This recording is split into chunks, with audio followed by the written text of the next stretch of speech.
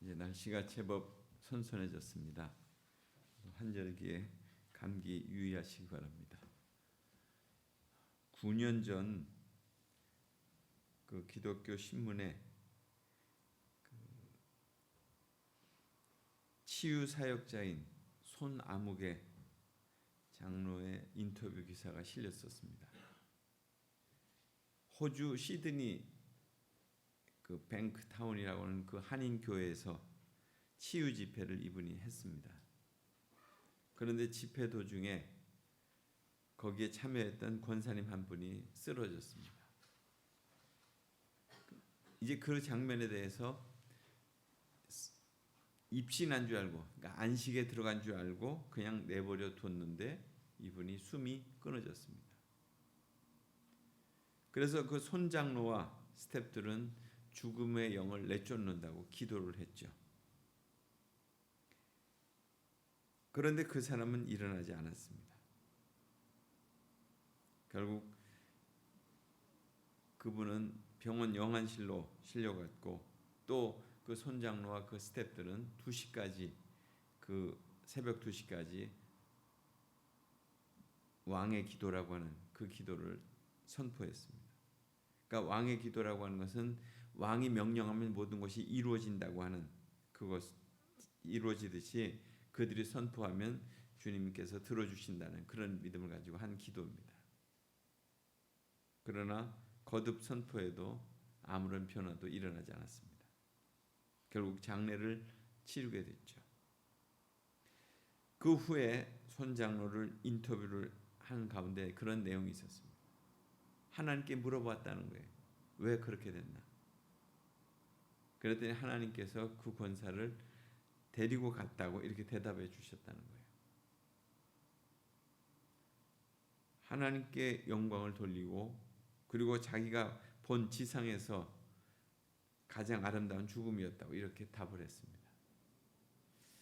그래서 제가 그분이 누구인지를 좀 더 자세하게 인터넷에서 찾아보니까 이분은 얼마 전에 그 건국대학교 그 부총장을 했던 분이에요. 미국 조지아 대학에서 그 박사학위를 받아서 교수 생활을 오래 하다가 그 온누리교회 장로로 또 지금까지 봉직하고 있고요. 참 이것을 이렇게 대하면서 정말 무엇이 참된 복음인가? 그래도 그분은 좀 열려진 마음으로 자기의 그런 모든 것들을 다 이렇게 내놓고 그리고 자신이 잘못됐다면 그런 부분들을 좀 수정하겠다고 이렇게 그래서 지도를 받겠다고 하는 그런 입장이었습니다. 참 복음에 대해서 오늘 말씀 제목이 내가 전한 복음이잖아요. 정말 여기서 내가라고 하는 것은 지금 바울을 얘기하는 것인데 그 바울이 내가 전한 복음이 나의 복음을 전한 것은 아니죠. 오늘 그런 면에서 오늘 말씀의 시작이 형제들아 이렇게 말씀을 이렇게 부르면서 시작하고 있습니다. 형제들아 헬라어로 아델포스 그러니까 같은 조상을 가진 사람 또 내지는 믿음으로 연합한 가족들 또 그리스도의 동역자들 이런 의미에서 형제들아 이렇게 호칭한 거예요. 지금 같은 믿음의 세계 안에 있는 이들에게 그들에게 또다시 자신이 경험한 그 복음을 전하고자 지금 형제들아 이렇게 호칭하고 있고 결국 그리스도의 십자가를 믿음으로 받아들이고 참된 복음의 진리를 따르는 사람들을 향해서 그렇게 부른 것이죠. 그러니까 갈라디아에 있는 교인들을 지칭하는 표현이 바로 형제들이었습니다.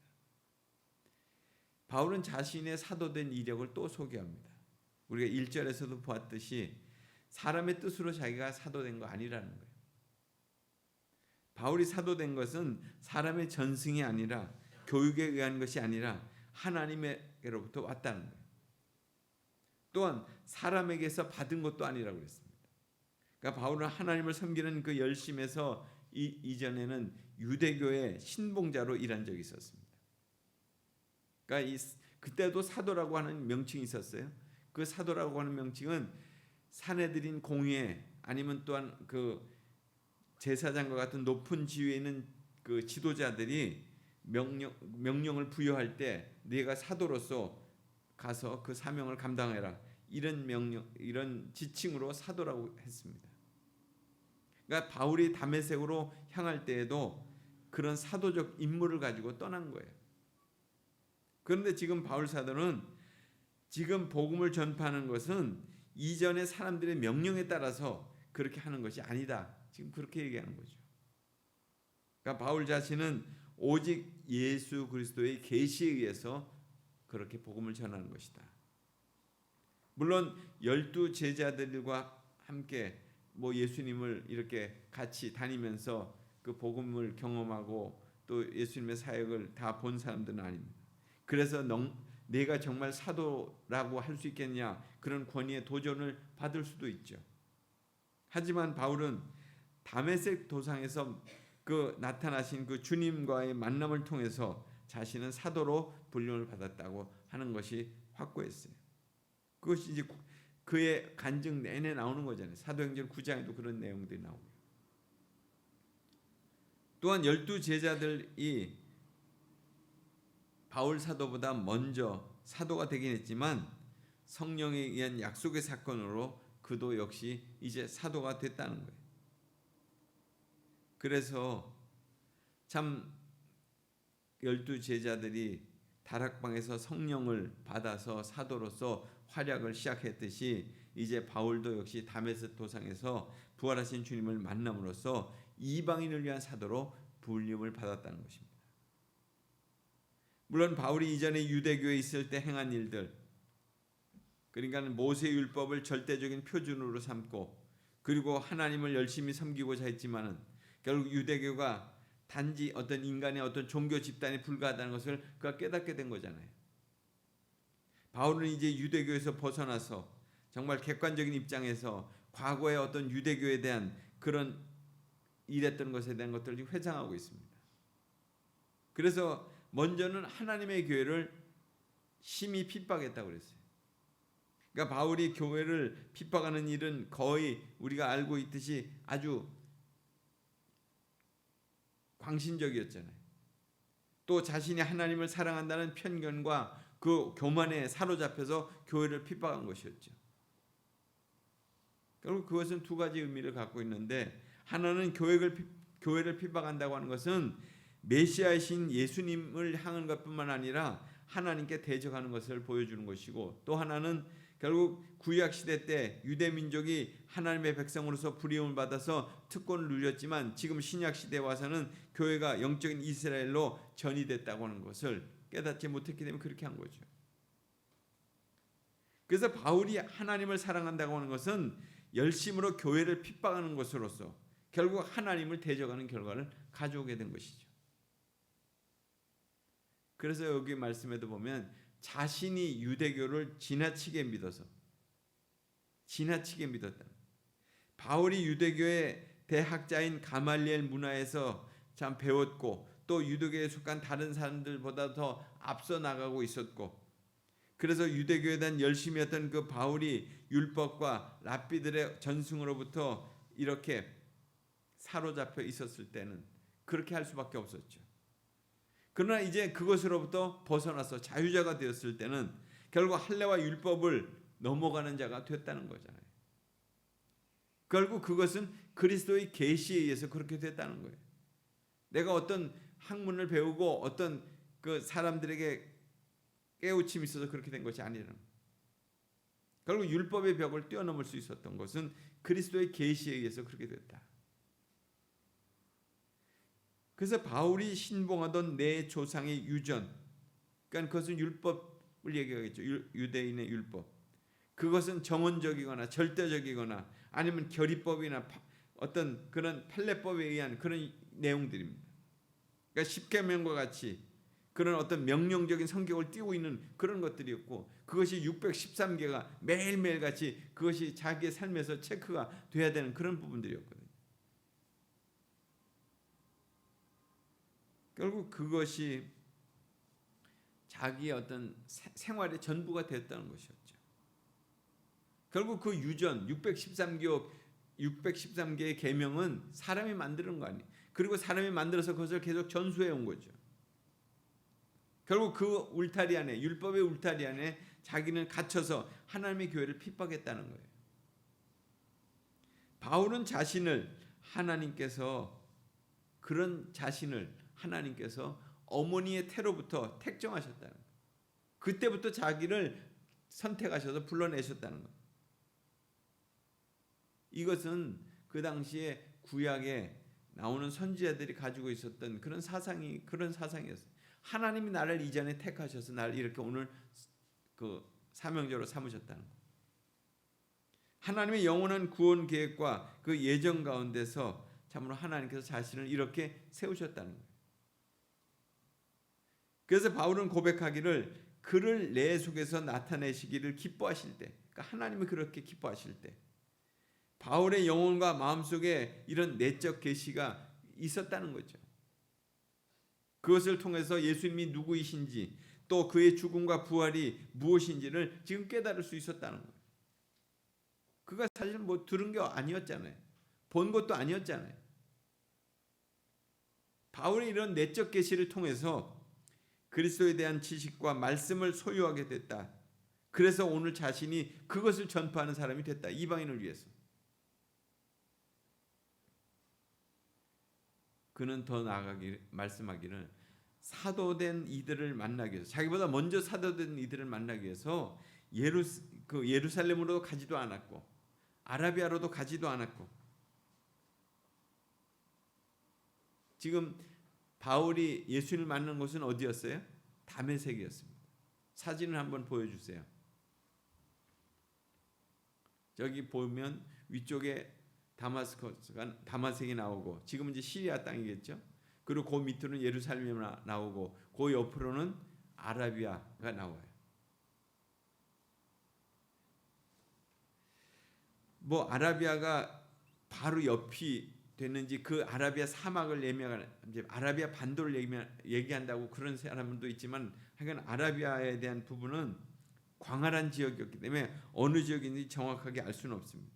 하여튼 예루살렘과는 무관한 장소였고, 그리고 바울 자신이 예수님을 개인적으로 체험하고 이해한 장소라고 할 수 있어요. 거기서 묵상을 했었으니까.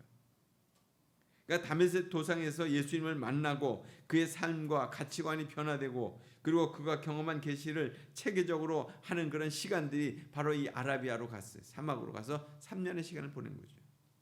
그리고 다시 다메섹으로 왔잖아요.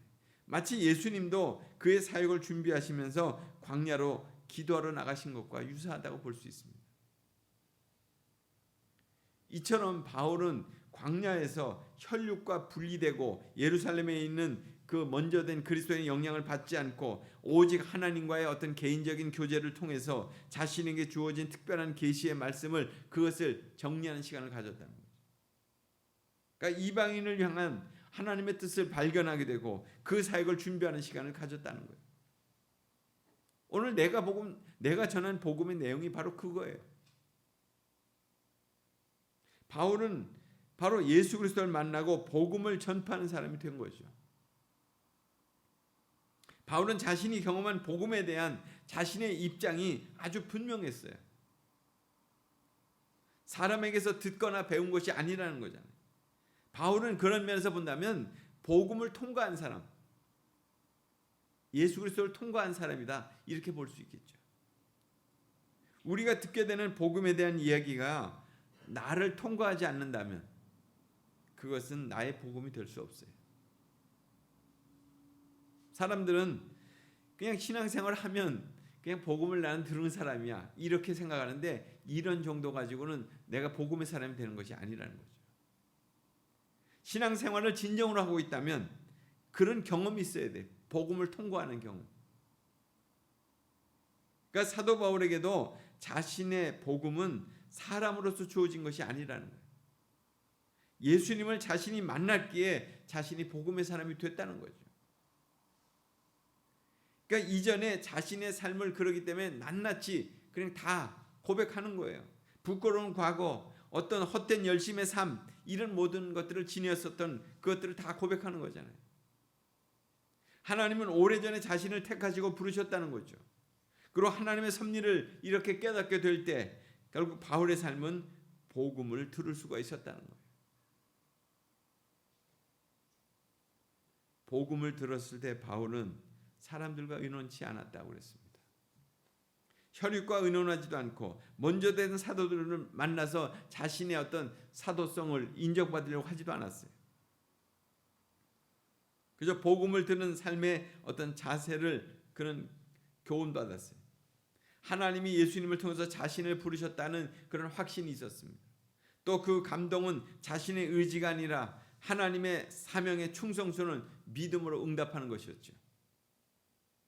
우리가 샘물은 파면 팔수록 계속 솟아나는 거잖아요. 그런 것처럼 바울에게 있어서 복음도 마르지 않는 샘물과 같이 계속 솟아올라온 거였어요. 바울에게 있어서 이 같은 복음은 어떤 시련과 위기 앞에서도 결국 포기되지 않은 거죠. 살해의 위험도 받았고 또 배고픔과 투옥과 또한 난파, 배가 깨져나가고 또 매맞음, 오해, 그런 수많은 일들이 있었잖아요. 이미 복음을 통과한 믿음이었기 때문에 그런 주저함이 없었어요.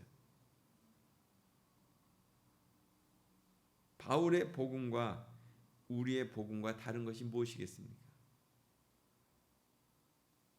우리의 복음은 무엇입니까? 나의 복음은 무엇입니까? 나를 위한 복음으로 내가 받아들이고 있는 거 아닙니까?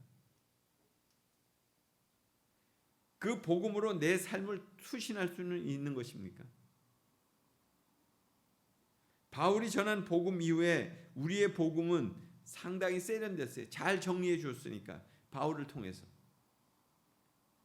그러나 그 복음은 그렇게 잘 정리가 됐는데 복음의 능력은 많이 약화된 거죠. 지금 그 복음을 들어도 아무런 감동과 헌신이 일어나지 않지 않죠.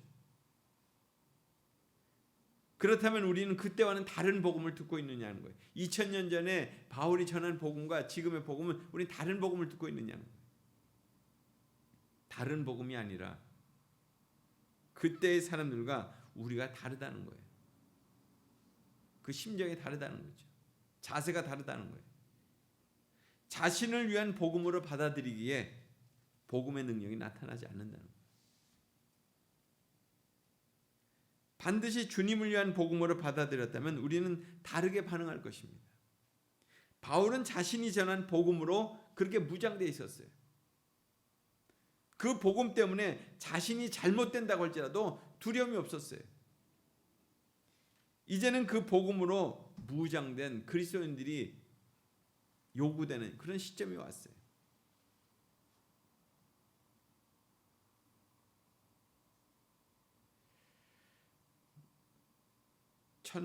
1956년에 청년 선교사였던 짐 엘리엇, 그가 중남미의 에쿠아도르의 아우카 인디안들에게 복음을 전하고자 접촉하는 과정 속에서 결국 그의 5 친구들과 함께 인디안 창에 찔림을 받아서 죽게 됐습니다.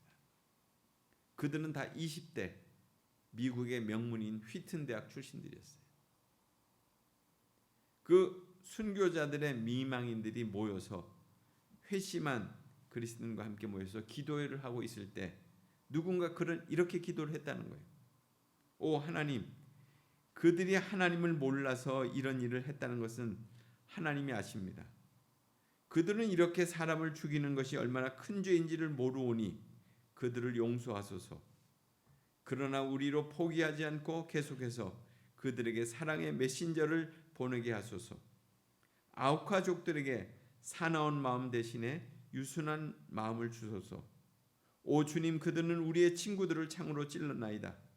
그러나 주여, 주는 이제 그들의 마음을 당신의 사랑의 창으로 찔러 주소서. 당신의 말씀으로 찔러 주소서. 그리하여 그들이 믿고 우리의 형제들이 되게 하소서. 그리고 그 기도를 드린 지 3년이 지난 후에 짐 엘리엇의 부인인 엘리자베스 엘리엇이 자신의 남편을 죽인 7 남자 중에 두 사람을 그리스도에게로 인도해서 그들과 함께 앉아서 하나님께 찬송을 드리게 되었고, 또 아우카족의 마을은 복음의 능력 앞에 문을 활짝 열게 됐다는 거죠. 결국 갈라디아 교회도 바로 그런 복음의 능력을 필요로 했기 때문에 오늘 바울은 그런 복음을 지금 도전하고 있는 거죠. 오늘 우리의 교회에도 진실로 필요한 것은 바로 이와 같은 복음 아니에요. 복음의 능력으로 무장된 사람들이 결국 공동체를 회복시킬 수 있는 거죠.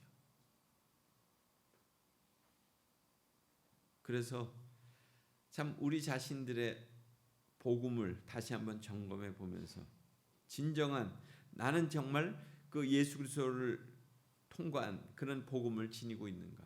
그리고 그렇게 복음을 내가 지니게 될 때 오늘 우리의 삶의 여러 가지 어려운 현실 속에서도 결국 능히 이길 수 있는, 승리할 수 있는 그런 믿음의 그런 귀한 축복을 받게 될 것이라는 것을 기억하시면서 오늘 나도 진정 복음으로 하나님을 영원롭게 할 수 있는 그런 믿음을 갖게 될 수 있기를 간절히 소원합니다. 같이 기도하겠습니다. 하나님 아버지, 오늘도 주님의 말씀은 우리에게 2000년 전이나 지금이나 똑같은 복음을 말씀하고 계시는데, 또 바울도 그 복음을 우리에게 또 다시금 들려주고 계시는데, 그 말씀 앞에 우리도 하나님 다시 한번 우리에게 받아진 복음이 정말 살아있는 생생한 복음으로 다시 한번 역사할 수 있도록 은총을 베풀어 주옵소서. 그래서 참 복음을 지닌 자로, 복음의 능력으로 행하는 자로 그렇게 살게 해 주옵소서. 무슨 일을 하든지 어떠한 자리에 놓여 있든지 그 복음의 능력으로 충만한 삶을 살도록 하나님 축복해 주옵소서. 예수님 이름으로 기도드리옵나이다.